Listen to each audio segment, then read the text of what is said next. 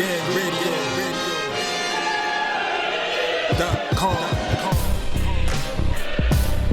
Take over. Last mission. Final boss mode. Yeah, what's good, yo? Welcome to another episode of Real Talk, where as always, it's shit's real, we talk about it.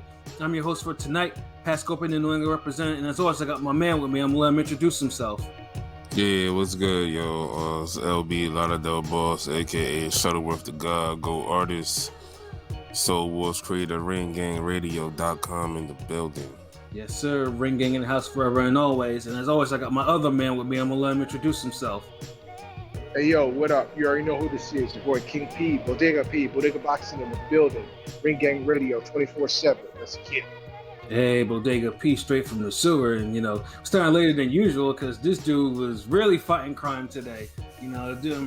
Crime was definitely, on 100 today, but as always, he handled that. And as always, we thank you for your service, keeping our cities, our city streets safe and whatnot. We got, in the afterglow of Lomachenko and Lopez, we got a couple more cards for this weekend. A little bit under, a little bit low key, just a little bit, but at least, for once they're not on the same fucking day, which kind of pisses me off, when that happens. One is on Friday night and then one's on Saturday night. Hooray, you know what I'm saying? So Friday is the DAZN card in Mexico, the triple header. Now, everyone's pretty much what's the DAZN gonna do. Like the DAZN right now, if you're familiar, has a whole bunch of shit going on and whatnot. And people are like, when are they gonna air some fights or whatever? Well, this one is probably, up there with one of the best cards that they're airing this year. The Mexican triple header, where the main event is someone who's also for the most part is left out of top 10 pound for pound conversations. Juan Francisco Estrada versus Carlos Cuadras 2.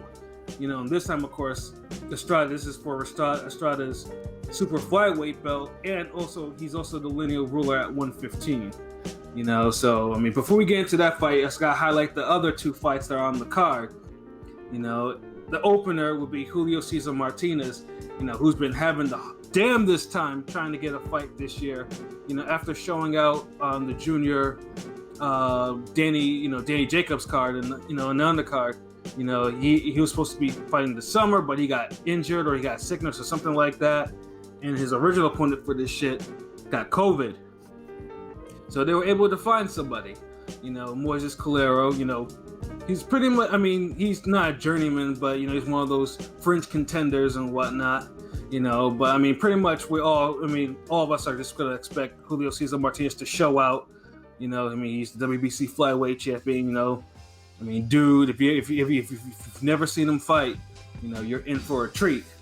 And dude is a buzzsaw for real.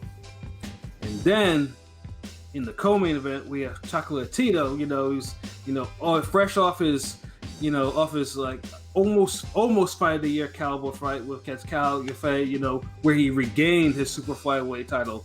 I didn't think he was actually going to do it, but hey, sometimes these fighters have their one, I won't say one last great fight in them, but Chocolatito definitely has something left. And he's facing Israel Gonzalez, good solid contender, pretty much, he's only lost to that. He's actually only lost to the best, then both of them were title shots. So who knows, maybe third time might actually be the charm. Do I see Chocolatito winning? Possibly. But do I see him having a hard night? Also a thing. But at least it's good to see Chocolatito fight. This gives me Superfly. This is probably the unofficial Superfly 4 card, for the DAZN. And then of course the main event, Cuadras Estrada 2. LB, man, tell me your thoughts about the main event.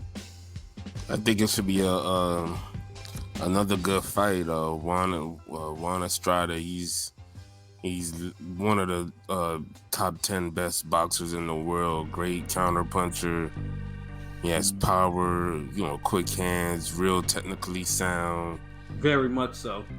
proper boxing stance. He knows how to shoot during the exchanges, could catch you coming in.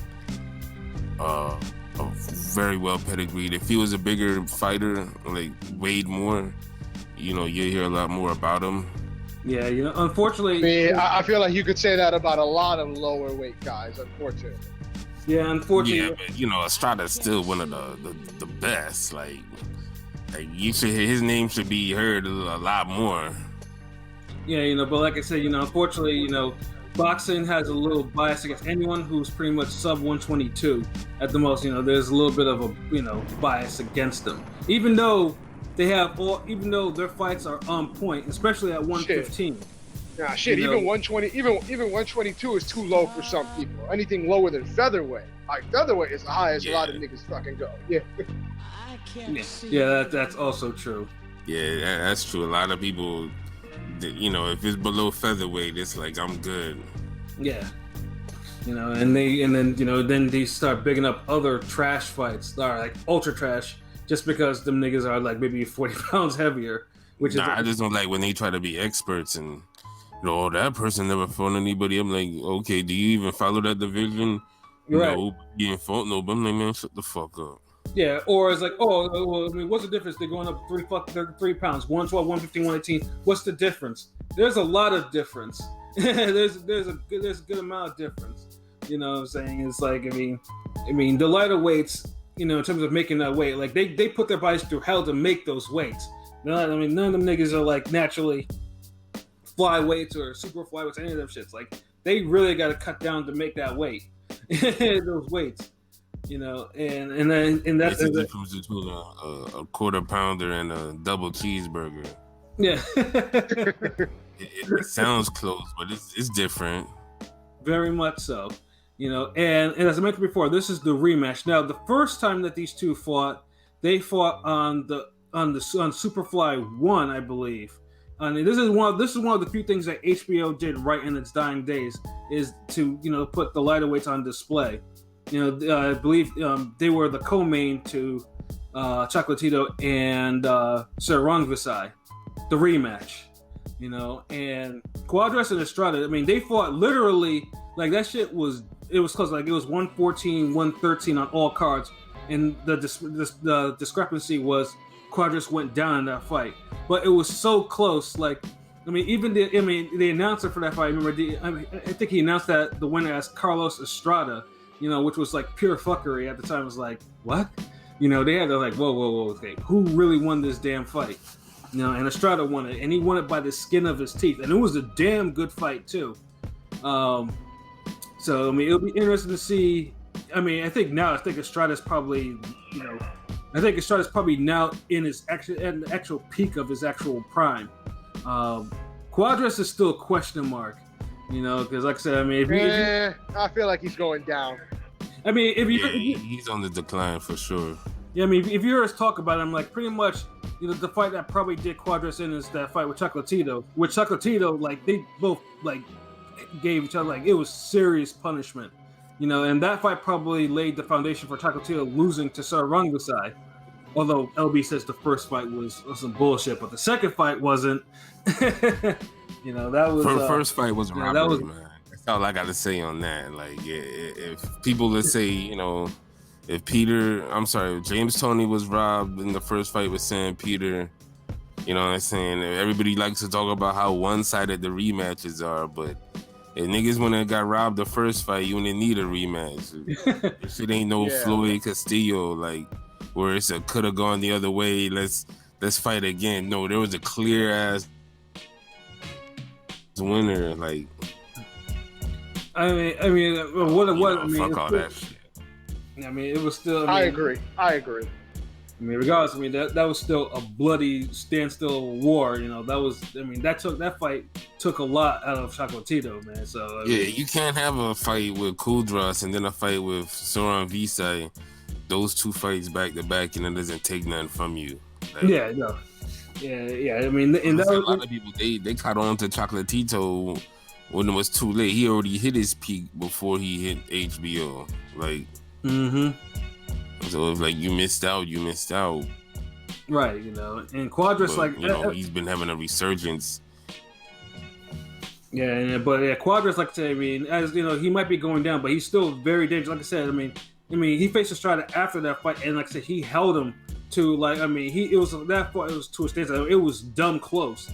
Without Cuadras going down, that fight would have probably been a draw on all 4 cards, on all 3 cards. Excuse me, 4 cards. It's not super serious. But this, I mean, on paper we can see this because this is probably a fight of the year on paper. But really, I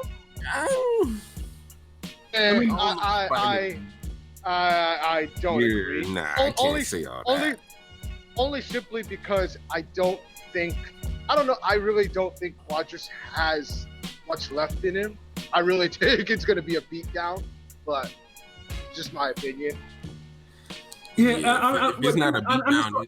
One-sided, semi-competitive type of loss. Like I don't think Cuadras has like.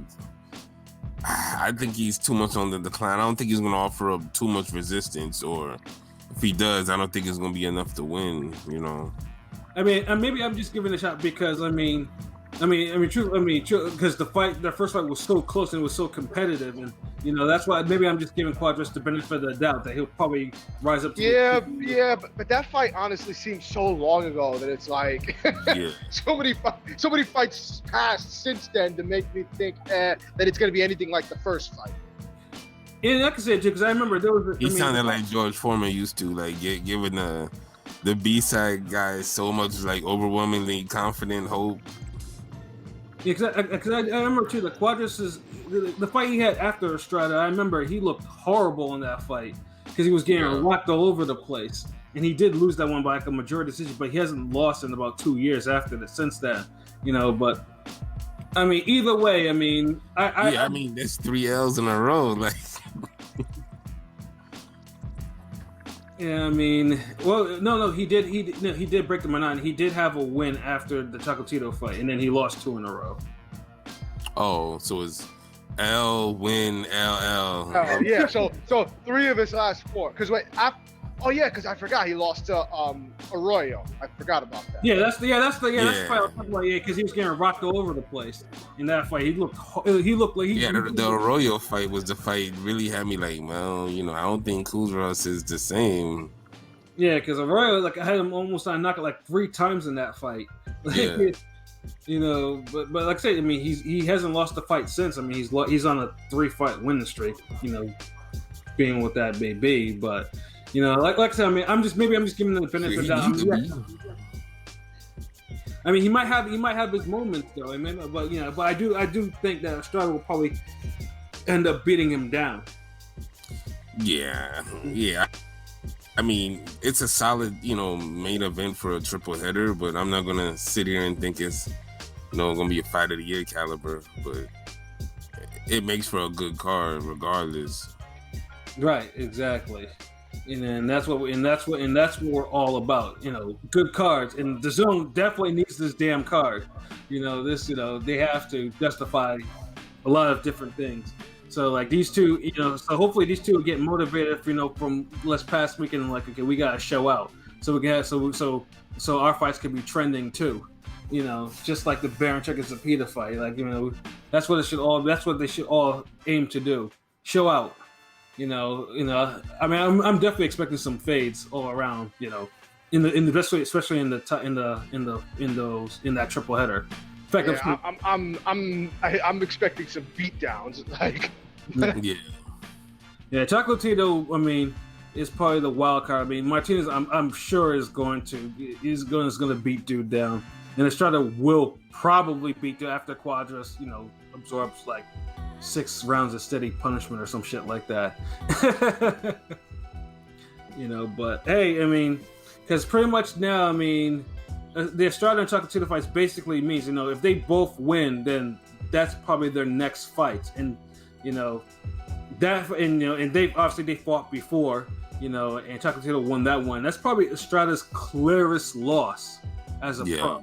Yeah, because I thought he won the first sword fight. Yeah, same here. I thought he won the first Sora and Visa fight. So like so far, Chocolatito, the only person I felt like really kind of, clearly he beat him. dominated he him. clearly beat him. But even that one was like, I don't think he dominated him. I thought it was a good fight. He had his moments. It was a good ass damn fight, but he dominated in a sense where like Estrada gave it his best, but he still couldn't do nothing with him. Like Yeah. I mean that was. I don't feel like he got his ass kicked or nothing. Like he just lost. Yeah, no, I think that was like a competitive, like 8-4 type of fight to me. Yeah, Yep. And the rounds he lost, he was still going hard. Yeah, he was very competitive in that one. Yep. Yeah, and Chocolatito and Estrada has been very vocal about that fight. So if both these guys, which is funny because I feel like that's the fight that got the casual because by that time HBO was pushing Chocolatito hard. Yeah. And I felt like that was and that fight actually I know the casuals that really didn't know him like that. That was when they're like, is this guy all he's hyped up to be just because he didn't dominate Estrada because Estrada looked good at times, but Estrada is a legit fighter in and of himself. So I be understanding why LB saying what he said about like motherfuckers like don't be paying attention to the fucking lower weight, so they say stupid shit. Yeah, I mean, like I said, if you couldn't see that dude was special, that was a great fight. Like, like if you can't, because you could tell like one guy would look like a good fighter, the other guy looked special. Like, but now I think depending on how Chocolatito looks and how Estrada looked, the rematch they could both come in there. And you can say, well, one guy is an older special. And the other guy is more, he's peaking special. So right, yeah. I mean, Chocolatito, like I said, Chocolatito has mileage on him. We can never forget that. But like that's why it's like it's important that both these guys. Yeah, he is the wild card. So I mean, I think he still has some in him. It's like he still has something in the tank, but it is still. I do wonder though. So. Yeah, I mean, although like I said, when he beat Yafai like earlier this year, I mean that was a spectacular fight. Like I didn't think he had that in him. So I mean, yeah, shit, maybe. That is true. If Chocolatito wins again, he could be like fighter of the year, really. Well, yeah. I mean, I did. Well, I remember I said I felt like Yafai though was a lower weight front running ass motherfucker. Yeah. So I'm like, let's see what Chocolatito looks like now when he's not facing a front running ass nigga. But hopefully he still has it in him. Yeah. So Yafai could still fight though. Like I still thought that's still a quality win. It was like I kept running like I said I didn't think Chocolatito would win that fight. So I mean, and I was impressed. Like he handled that dude. Like Yeah.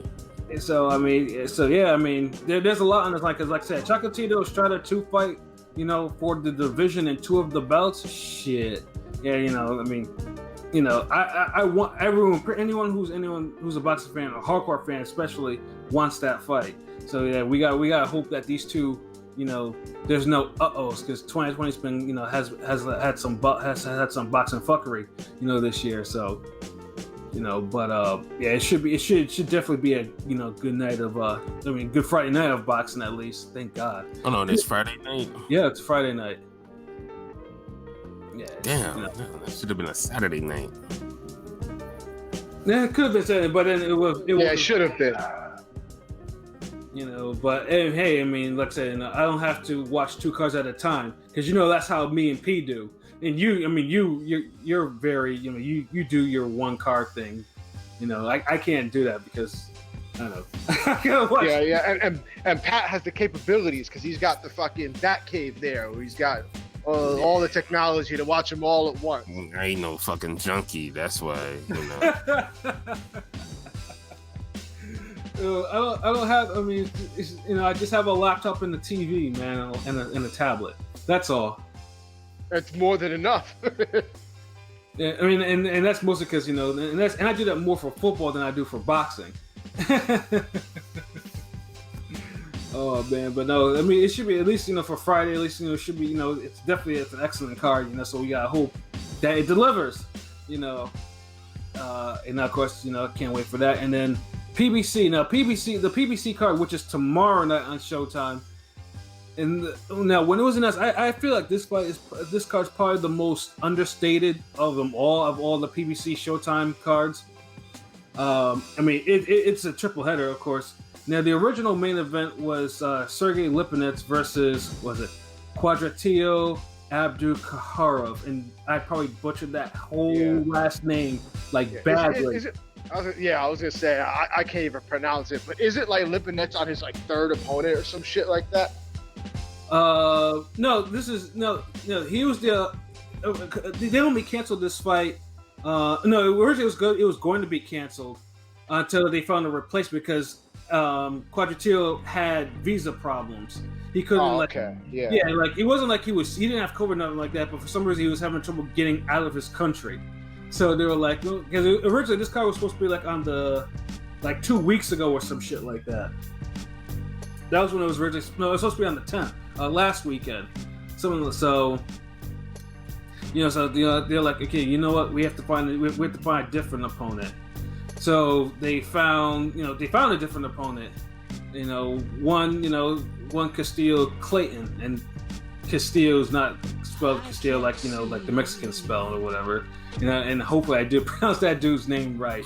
But dude, the funny thing is too, he's one of those ones where you're wondering why he didn't make no moves. I mean, he's based out of Canada. He was on the Canadian Olympic team.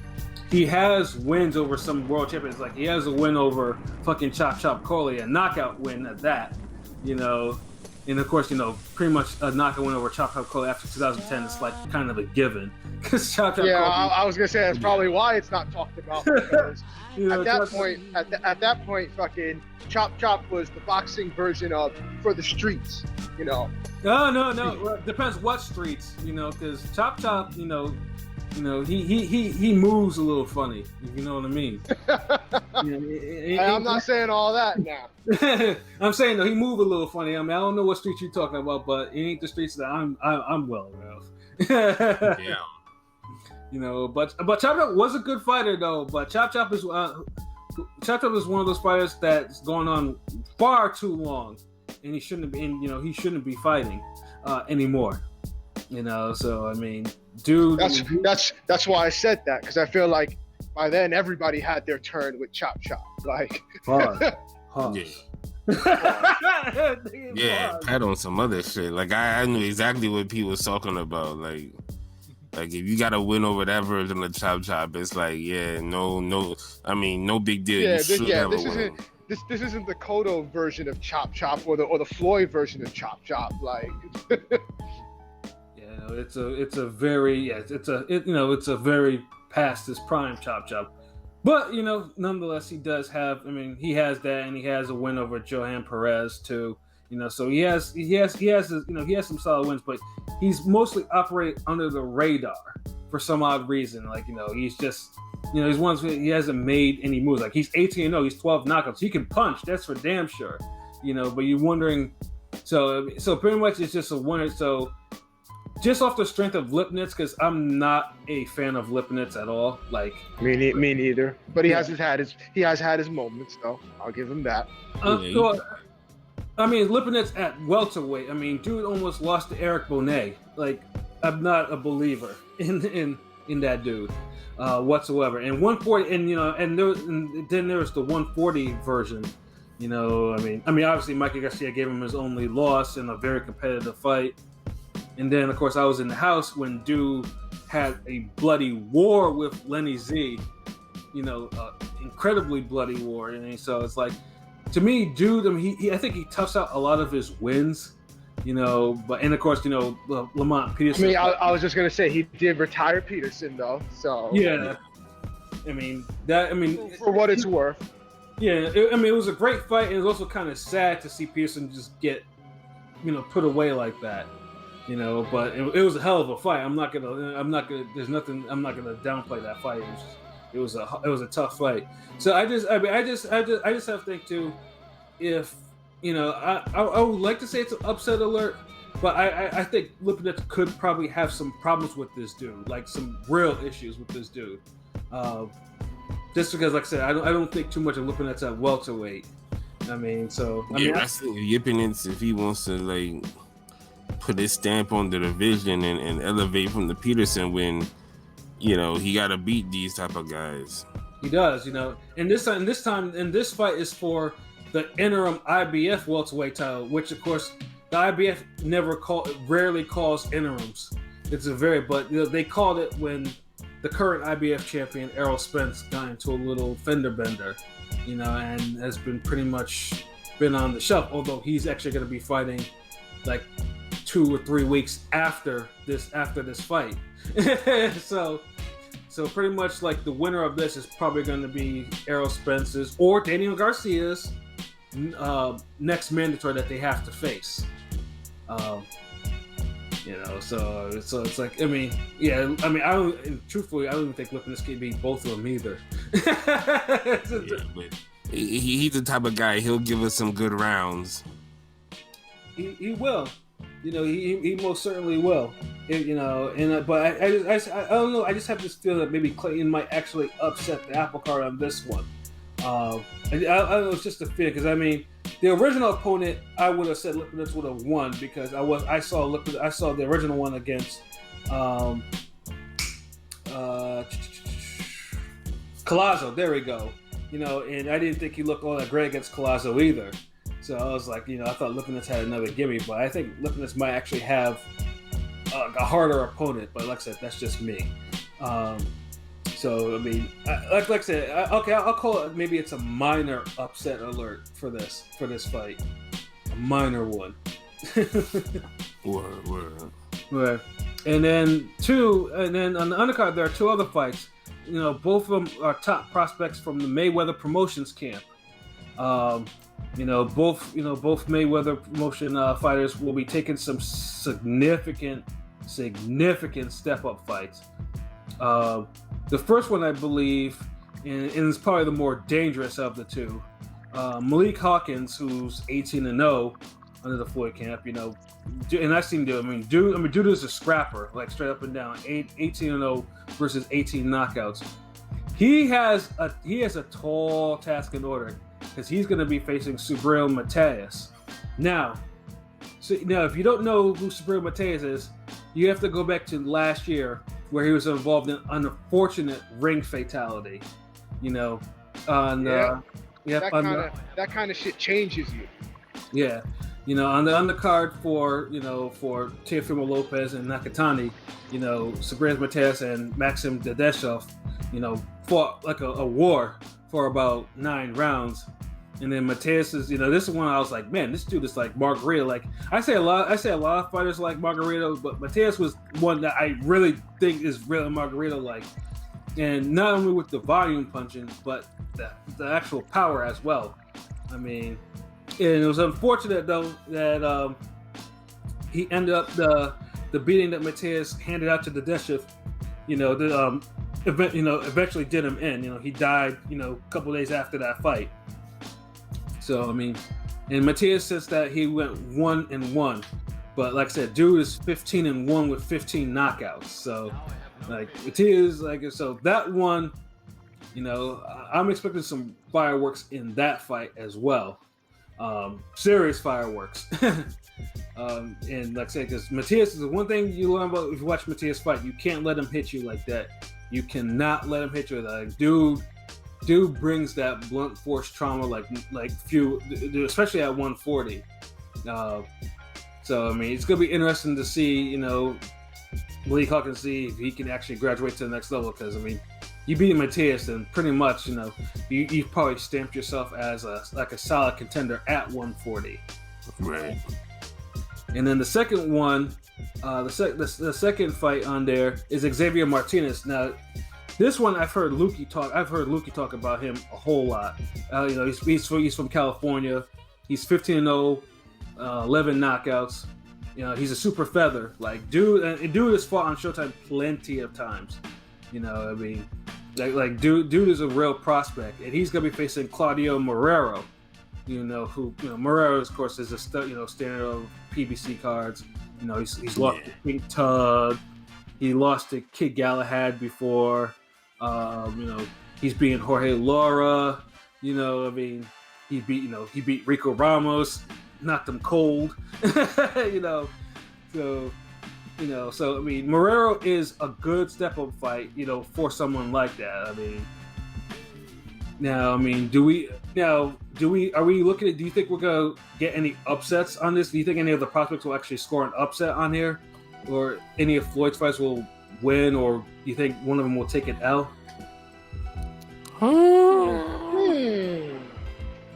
I mean, it's possible. It's I mean, I feel like they should be able to tough it out. Yeah, I mean, they're both. Like I said, they're both. I mean, like I said, Marrero. I mean, I can see Xavier Martinez. Like, I mean, if I was gonna put an upset, I would think that Mateus might actually knock out Hawkins, because Hawkins is kind of wild. I've seen him fight before. Dude is he fights kind of wild, But Marrero, though, I mean, I don't know if he's starting to get a little worn down. I mean, he's still pretty powerful, but I don't really see the upset there. I think Xavier Martinez can't handle it. I mean, of course, if he does, Dude will be a bona fide 130 contender. Because Marrero's like I said, Marrero's still a good. I wouldn't call, he's not a gatekeeper yet, but he's getting there.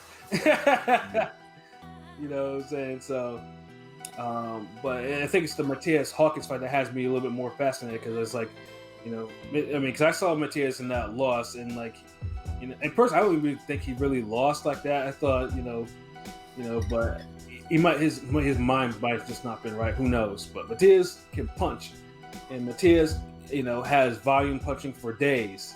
So, I mean, if I was gonna call it upset, it'll probably be in that fight as well. I mean, if Hawkins beats him, then yeah, contender. Super lightweight contender for sure. 140. And 140 is already it's starting to be a crowded division of talent too. So I mean, just because we had to make sure to get out there, because like I said, I mean, I always thought this card was understated because it doesn't have the star power, but it has 3 fights that are very, very, very good for their divisions. Yeah, man, they put on a fucking Bap-Ass Wednesday. What's that? He's saying they put it on a Bap-Ass Wednesday. I mean, yeah, they won. I guess Saturday must be like the time everybody's going out. Like, fuck it. No, this fight is on a Saturday. This card is on a Saturday. Oh, damn! I thought it was on Wednesday. No, it's not on Wednesday. No. This is a Saturday card. Oh, okay. I'm about to say. Yeah, no, this ain't. No, if this was on Wednesday, I'd be like, damn. Okay, what's the end game? What are they trying to do? But no. This is Saturday night Showtime on Showtime. What, 10 o'clock, 9 o'clock? Probably 9 o'clock, I think. Probably have to double check on that. But like I said, I mean, if anything, you'll get some solid ass boxing from there. Like, I mean, you might. I have a feeling that we'll probably get like a bloody fade at some point on one of these fights. Like, hopefully my intuition is correct on this card, because I said before, I like this card. Like, there's something about this card that I thought was, this is a matchmaker's card. Like, someone put their matchmaking hat on. Yeah, I'm pretty sure it is. Let me see. I'm just gonna go check on this time real quick. Yep, it's 9 o'clock. Yep, 9 o'clock on Saturday. So, yeah, don't miss it. So, yep, DAZN card Friday, Showtime PBC card Saturday. So. What time is the DAZN card? The DAZN card is probably like 7:30, and because it has their 3 prospects before the 3 main fights. Shout out to Arthur Jones. He's on. He's on there. Shout out. He's gonna be up in there. Shout out to Coach Roshan, because I know he's preparing dude for that fight. Because a matchroom card is never complete without having the prospects go to work before the main fights. So there's like 3 of them, and then before the main card starts. So, like I said, it's solid. It's pretty much solid boxing. If anything, this weekend will be a good appetizer, for for Halloween actually. You know, and trust me, we'll have plenty to talk about for the Halloween fights. You know, there's three main cards on Halloween. Actually, no, excuse me. There's 2 on Halloween, 1 before on Hallows Eve. You know, so yeah, like I said, hopefully, like I said, this weekend will just be like a good little appetizer before we get into get to the next weekend of some real heavy hitting fights. You know, What's spooky? Yeah, spooky. Ooh. Yeah. Luckily for me, I'm way past going out trick or treating or anything like that. So the only thing I'm gonna do is I might have to leave the candy outside my door. I'm like, here, kids, take this, and it's in the bag and everything like that. Make sure you use my antibacterial gel and everything like that. Just don't knock on my door and leave me alone while I'm watching these damn fights. Yeah, I ain't gonna have no damn candy out, so kids don't knock at my door. Oh man, no, but yeah, October boxing, might end on a very high note with these last 2 weekends, So you got to cross your fingers. You hope that the boxing guys, continue to bless us, with fights that turn into Baranchek Zapita type affairs. Yeah, well, I mean, the end of October, I won't have candy, but I might have some smoke for that fight. But Hey. That's what it is, man. That's what it is. Oh man. So yeah, just wanted to make sure we bring light to these fight cards or whatever, and recommendations, like definitely catch both of them. You hope that the DAZN Mexico card turns out good, and you hope that the Showtime PBC Tripleheader turns out extremely good. So of course, this would be one of those cards I would be able to. I wish I could go to Connecticut, but I can't go. This is COVID. It's all right. I'm sure if it wasn't COVID, it wouldn't be in Connecticut. Just saying. Well, no, this level of card, I can see this. This would be the perfect card for a Mohegan. I don't think this will be moved anywhere, but in a sick way, you're probably right. They'll probably put this shit in some random ass city or whatever. In fucking Sioux Falls, Iowa, or some shit like that. Yeah. Random select mode. Yeah. I swear sometimes they just make it's like in Street Fighter when you want to pick which world you go to, you just fucking random mode, just throw a dart and bam. Why are we fighting in Thailand? They said, why are we fighting in South Dakota or some shit like that? It's like Wyoming. Why I'm in a random bridge in the UK? Oh, you mean we got a fighter from California and a fighter from Ohio? Let's have them fight in Utah. Yeah. Okay. The PBC special. Yeah, they be big wilding sometimes with that though. But hey, I mean, at least Connecticut is an actual boxing state. I mean, they actually, we have the casinos for it, and occasionally sometimes we have them in Hartford and some shit like that.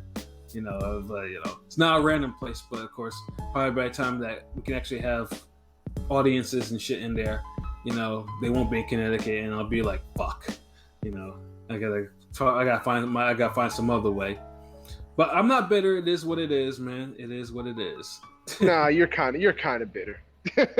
You goddamn right, I'm bitter. I'm trying. Yeah, exactly. I'm like, nah, nigga, nah. I'm not gonna let you skate on that shit. Nah, you bitter.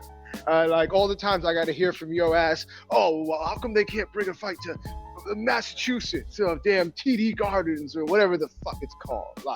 I'm not gonna let you skirt on by trying to play it off like you cool. Nah. See, I'm that transparent. Because they both know that this shit burns me up. Because it's right down the highway, and I can't be there. Oh man, hey, that's the boxing guys. That's how they punish me. They hear this shit. They're like, Pat Scorpio, he be saying too much truth though, but he needs to be quiet sometimes. So yeah, we're gonna tease him a little bit. Maybe hopefully he'll learn a lesson. maybe. Oh no, but yeah, those are the two cards and anything like that. So like I said, it should be a good night. It should be back-to-back good nights of boxing, crossing fingers and everything like that. I'll hold my breath. Yeah. I'll hold my breath for a good. Yeah. I'm gonna be optimistic. Usually I'm a pessimist. I'm a big time pessimist when I need to be, but I'm gonna be optimistic about both cards.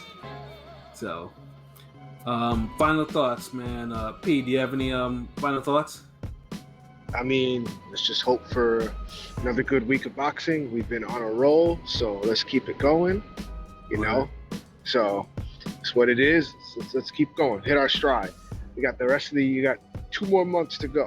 I want piff for these final 2 months, the home stretch. Exactly. So you know what it is. But other than that, you already know where to follow us. ringgangradio.com. You already know where to follow us on Twitter, YouTube, Instagram, Facebook. You already know the vibes. Hey. Cartoons episode 1 and 2 are out. Hey. You know what I'm saying? Go listen to Finals by Rome. Fuck with that. Fuck with Tech and Destroy. You already know the vibes. That's what it is, man. Yeah, LB, man, what you gotta say for these people out here, man? I'm looking forward to this week of boxing. The Friday, Saturday. I guess it's a 2-weekend combo. Hopefully we get some fades out of that, and just hopefully y'all keep supporting the movement. ringgangradio.com. Shout out to everybody that's on Spotify, iTunes, Podomatic, and Anchor. We appreciate everybody holding it down, listening, and downloading the episodes and streaming them. If you want more, just join us on YouTube and subscribe, and Twitter and all that shit. You know what I mean? So go all that shit. Follow me, Soul Wars Shuttleworth on IG, Twitter, all of that shit. Let's keep it pushing. The movement is to take over. Exactly. Yeah, the movement. We're here to stay. You know what I'm saying? So you might as well just fuck with us. Sub to everything, anything that has Ring Gang Radio in it. You already know it's quality. It's quality off rep. You know what I mean? Yep. There's no ifs, ands, or buts. About it. It is what it is. And then we definitely thank you for the supporters that we do have. That we listen, that we sharing our stuff and stuff like that. Leaving the comments. We love to hear feedback from you guys. And everything, man. We definitely love to engage. So yeah, man. We do this for y'all. So yeah, just keep on supporting. We got more shit in store for you. So for myself, Pat Scorpion, the New England representative. For LB Shuttleworth, the God, the GOAT artist, for King People, Dega P. This has been another wonderful episode of Real Talk, where as always, shit's real, we talk about it. So until next time, peace.